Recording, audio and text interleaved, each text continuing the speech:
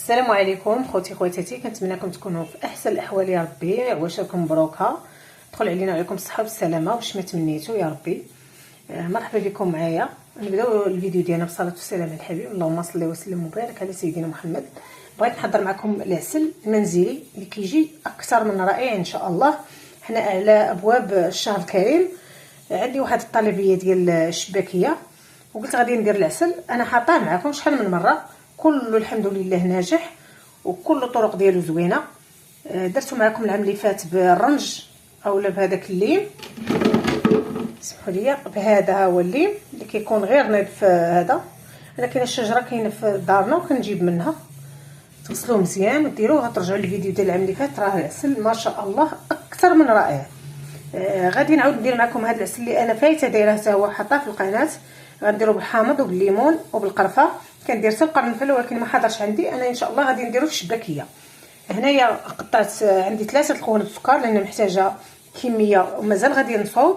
كيف ما شفتوا معايا راني كنصوب. ملي غادي نبدا نخدم ان شاء الله الناس ونبدا نخدم، راه غادي نبدا نخدم الكميات كثار. هنايا عندي 2 ديال الطلبيات غادي محتاجه غندير 3 القوالب السكر. الا بغيتو ديروا سنيده ديروها، انا موجود عندي السكر غنخدم به. هنا قطعت واحد 2 حامضات متوسطين، قطعت 2 ليمونات، هادو غسلتهم مزيان بالشبكه حتى تحيد منهم كاع داك الوسخ وداكشي اللي فيهم. عويدات ديال القرفه كيف ما شفتوا معايا حتى هما غسلتهم. هنا درت كل قالب كنديروا فيه حامضه، وكنقطعوا نص ديال الليمونه. الا كانت كبيره كانت صغيره كنديروا ليمون هذا نافيل، شفتوا، نحيدوا منهم دوك العظومه من الحامض ومن الليمون نحيدوا العظام. هنا واحد الحامضه واحده عصرتها، 2 قطعتهم والثالثه عصرتها. غادي ندوز ان شاء الله نهرس هذا السكر ونتلاقاو. وهنا كيف ما شفتوا معايا بعد ما هرست هذوك السكر 3 القوالب كلهم. الا بغيتو ديروا سنيده غديروا 2 كيلو، بغيتو ديروا الباكيه دوك السكر داك ديال الباكيه غديروا 2 باكيات. المهم كل هذاك تكون 2 كيلو في العبار كله، تكون 2 كيلو. هنايا هرستهم غادي نديرهم في الطنجره في الكوكوط، ولكن ما غاديش نسد عليه هاد المره. هنا غندير هاد الليمون والحامض والقرفه، وغادي ندير حتى العصير ديال هاد الحامضه هادي كيف ما شفتوا معايا. وانا هاد ليطرو هذا منه غناخذ شويه الماء نعاود. اذا المهم كل قالب غادي ندير اطرو ديال الماء ناقص نص كاس.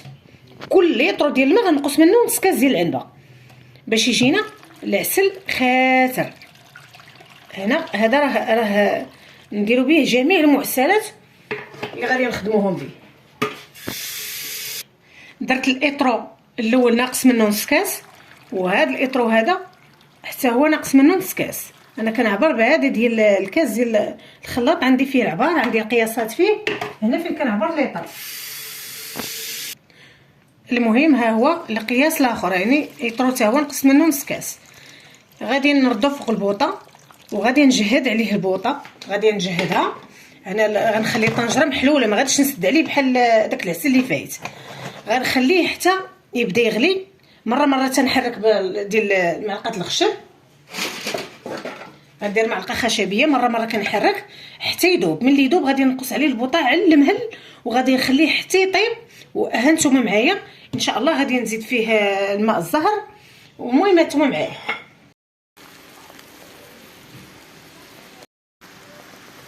وهنا كيف ما شفتوا معايا بعد ما هذاك السكر كله خليت عليه النار مجهده حتى داب، ومره تنحرك حتى داب ليا السكر كله.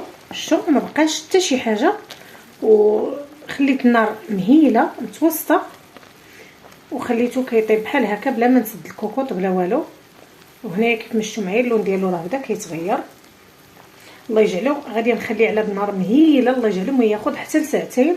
المهم يطيب على خاطرو ويوصل القوام اللي انا بغيت. المهم ما تخلوش يتحرق ولا هذا. وحنا انا معاكم ان شاء الله باش غادي نزيدو نديرو الماء الزهر ونديرو شويه مسكه حوضه. اللي بغى يدير غليكوز في الاخر يديرو، اللي ما بغاش كيبقى ليه اختيار. المهم هذا راه كيجي خاتر وكيجي زوين وعطي داك البريو بلا غليكوز بلا حتى شي حاجه. وكيجي نتوما تشوفوا القوام ديالو تبارك الله كيفاش كيجي. وهنا كيف ما شفتوا معايا باش تعرفوا العسل طاب ولا باقي، هنا كيدير هاد الكشكوشه هادي. شوفوا اللون اللون ديالها كيولي غادي للمارو. هنا عندي واحد الكاس ديال الزهر، كاس ديال المزهر اللي غادي نطفي به هاد العسل. رجعوا جاكم اللور كيف ما شفتوا معايا. تشوفوا اللون ديالو كي داير، وهذاك الليمون اللي درنا فيه شوفوا اللون اللي خدا. هنا راني خليته تقريبا 2.5 ساعة. شوفوا اللون اللي خدا الليمون اولا الحامض، راه كيجي يا سلام على هذا العسل هذا، راه كيجي رائع. هنا درت واحد الكريكيبات ديال المسكه حره، دكيتهم مع شويه السكر، وغادي نديرهم تقريبا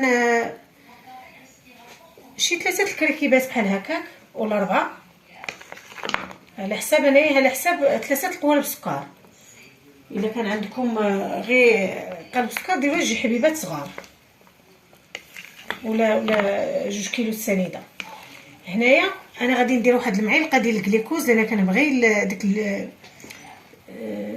العسل يبقى شاد ليا في الشباكيه. غادي نزيد واحد المعلقه ديال الجليكوز، انا ديما كنديرها معلقه كبيره ديال الجليكوز صافي. وغادي نطفي عليه، غادي نحيد منه هاد الحامض وهاد الليمون صافي، وغادي نخليه تصبح، وغادي ان شاء الله نتلاقاو باش نشوفوا القوام ديالو.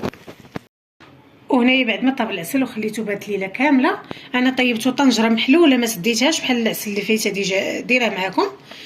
هنايا ملي بغيت نغطيه، ملي طفيت عليه البوطه بغيت نغطيه، كندير واحد الزويف، يكون نقي، نلبسو لهذيك القفاله باش ما يقدرش عاود يقطر ليا داك العرق ديال القفاله ويخسر ليا العسل. هذه راه ديما كنديرها، كنغطي القفاله كيف ما شفتوا معايا.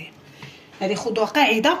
وهنا العسل راه يا سلام، شوفوا على ختوريه، وشوفوا على هذاك الحامض والليمون راه صفيتهم، خليت العويده القرفه حتى هما غادي نحيدهم. انا الحامض وحيدتهم وحدو هو سخون باش ما يهش ليا العسل بزاف. شوفوا تبارك الله، شوفوا القوام ديال العسل كيفاش داير.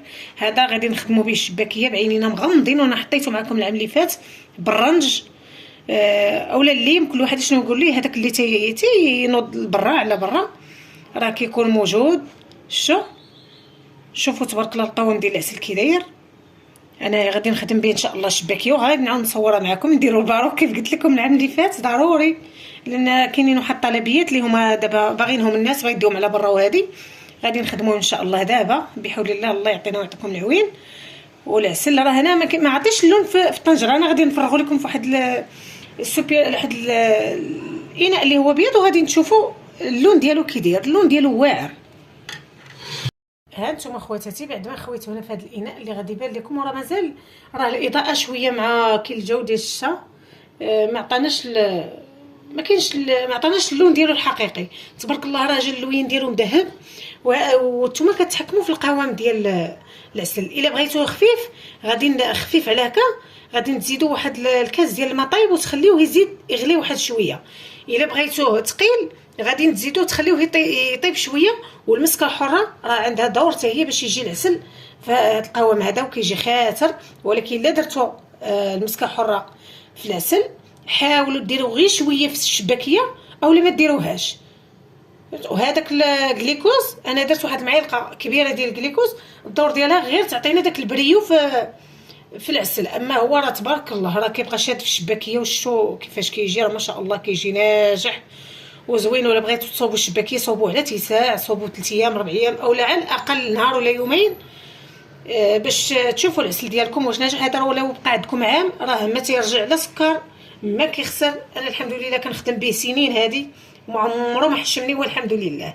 كان هذا هو الفيديو ديال اليوم، وهذا هو العسل في 2025. هذا ماشي ديال العام اللي فات مصوره ولا راه يلاه مصوره، يلاه صورته البارح واليوم، حيت غادي نخدموا به ان شاء الله في هذه السنه الجديده. الله يدخل علينا وعليكم بالصحه والسلامه. راه دخلات.